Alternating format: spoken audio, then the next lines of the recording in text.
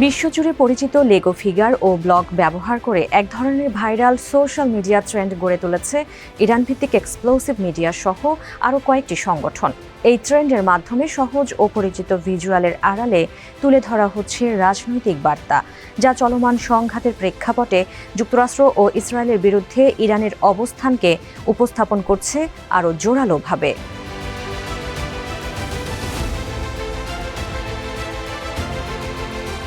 29 March এই ভিডিওটি net দুনিয়ায় ছাড়ে এক্সপ্লোসিভ মিডিয়া। এতে দেখা যায় চাঁদের আলোয় নির্জন প্রান্তরে ঘোড়ায় চড়ে এগিয়ে যাচ্ছেন এক আদিবাসী আমেরিকান সর্দার। শান্ত এই দৃশ্যের মধ্যেই হঠাৎ ভেসে ওঠে একের পর এক ছবি, যুক্তরাষ্ট্রের সরকারের হাতে নির্যাতিত মানুষের গল্প। শিকলবন্দি কৃষ্ণাঙ্গ আমেরিকান থেকে শুরু করে ইরাকের কুখ্যাত আবু ঘ্রাইব কারাগার থেকে বেঁচে ফেরা মানুষ, সব মিলিয়ে ভিডিওটিতে তুলে ধরা হয় মার্কিন ইতিহাসের এক অন্ধকার অধ্যায়। এরপর বদলে যায় দৃশ্যপট। ক্যামেরায় দেখা যায় ইরানি সেনারা ক্ষেপণাস্ত্রের গায়ে লাগাচ্ছে বড় বড় ব্যানার। সঙ্গে সঙ্গে আবহ সঙ্গীতও তীব্র হয়ে ওঠে, বাড়তে থাকে উত্তেজনা। প্রথম ব্যানারে লেখা থাকে অপহরণ হওয়া কৃষ্ণাঙ্গদের জন্য। এরপর আরেকটিতে ভেসে ওঠে হিরোশিমা ও নাগাসাকির জনগণের জন্য।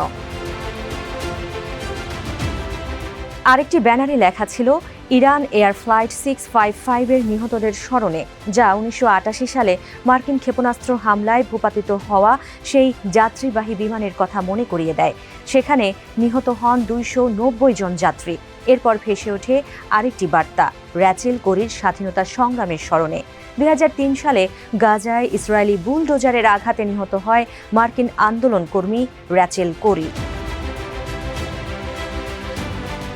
একইভাবে আফগানিস্তান, ভিয়েতনাম ও ইরাকে মার্কিন যুদ্ধ ও নির্যাতনের শিকার মানুষদের পাশাপাশি অ্যাপস্টাইন দ্বীপের শিশুরা, সবাইকে ঘিরে একই ধরনের বার্তা ক্ষেপণাস্ত্রের গায়ে সাঁটা থাকতে দেখা যায়। এরপর একে একে উৎক্ষেপণ করা হয় সেগুলো। ভিডিওটির শেষ দৃশ্যে দেখা যায় মার্কিন প্রেসিডেন্ট ডোনাল্ড ট্রাম্প এবং ইসরায়েলের প্রধানমন্ত্রী বেনিয়ামিন নেতানিয়াহুর বিশাল মূর্তি ধসে পড়ছে, আর সেই সঙ্গে পর্দা জুড়ে ভেসে ওঠে বড় সাদা ও মোটা অক্ষরে লেখা একটি লাইন, সবার জন্য একটি প্রতিশোধ।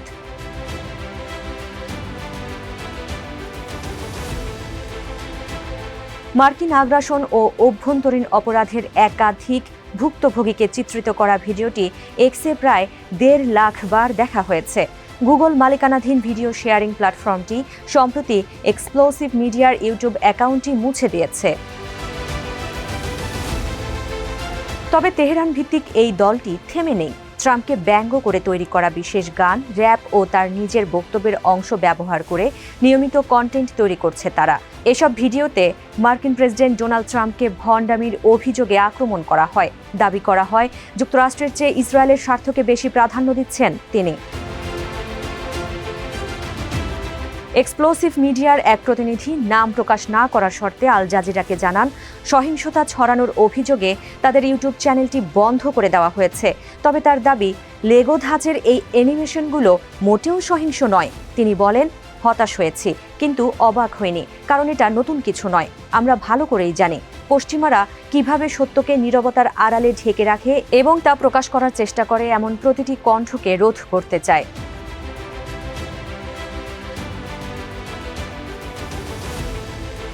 এক্সপ্লোসিভ মিডিয়ার মুখপাত্র জানান, অ্যানিমেশনটিতে ব্যবহৃত সবুজ ও লাল রং প্রতীকী অর্থ বহন করে।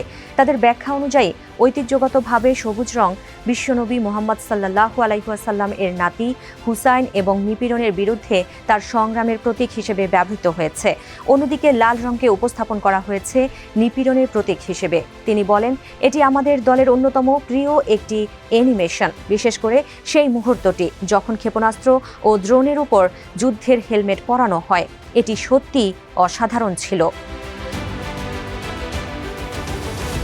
ভিডিওগুলোতে ট্রাম্পের সেই প্রতিশ্রুতি দেখানো হয় যেখানে তিনি বলেছিলেন, যুক্তরাষ্ট্রকে নতুন যুদ্ধ থেকে দূরে রাখার পাশাপাশি সাধারণ আমেরিকানদের সাহায্য করা হবে। কিন্তু এরপর তার নিজের বক্তব্য ব্যবহার করেই তাকে প্রতিশ্রুতি ভঙ্গের অভিযোগে আক্রমণ করা হয়। বলা হয়, ইসরায়েলের পক্ষেই বেশি ঝুঁকছেন যুক্তরাষ্ট্রের প্রেসিডেন্ট। দলটির মুখপাত্র বলেন, লুজার, আমাদের অন্যতম সেরা কাজ।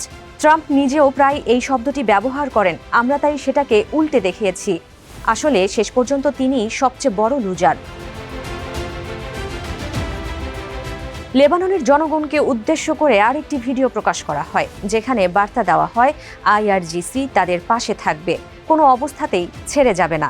দেশটিতে মাত্র 10 মিনিটের ব্যবধানে 100টিরও বেশি বোমা ফেলার পর প্রকাশ করা হয় এই ভিডিওটি।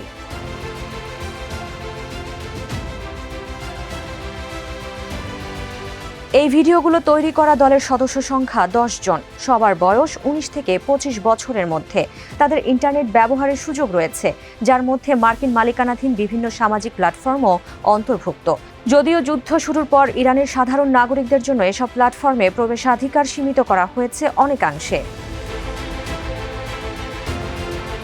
আল জাজিরাকে দেওয়া সাক্ষাৎকারে এক্সপ্লোসিভ মিডিয়ার মুখপাত্র বলেন, আমরা ভালো মানের মিডিয়া কন্টেন্ট তৈরি করি, তাই বিভিন্ন স্থানীয় গণমাধ্যমের পাশাপাশি রাষ্ট্র সমর্থিত সংবাদ মাধ্যম আমাদের কাজ কিনে নেয় এবং সম্প্রচারে ব্যবহার করে।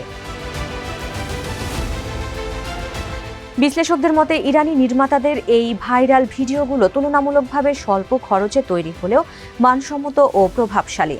তাদের ভাষ্য অনুযায়ী এসব কন্টেন্ট যুক্তরাষ্ট্রের রাজনীতির কিছু সংবেদনশীল ও দুর্বল দিককে তুলে ধরছে, পাশাপাশি আমেরিকার দীর্ঘ যুদ্ধ ও নির্যাতনের ইতিহাস নিয়ে বিশ্বব্যাপী আলোচনাকে করছে আরও জোরদার।